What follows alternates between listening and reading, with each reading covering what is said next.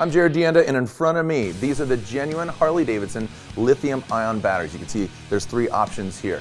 Power up with Lithium LiFe battery technology. What is that? Well, it offers unequalled cranking power and a significant weight reduction compared to an AGM lead-acid battery. This is an 8-amp battery for touring. See how light it is.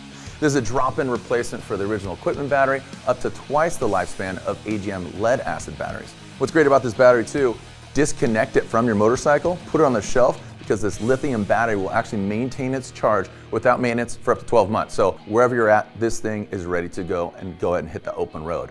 Now, if you do keep the battery attached for an extended period of time without use, you should install a battery charger to your motorcycle.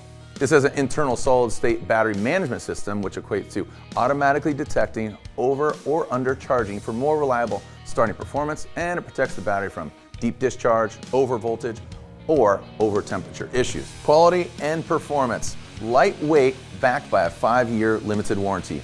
For this and other genuine Harley-Davidson parts, visit your local authorized Harley-Davidson dealer or visit h-d.com.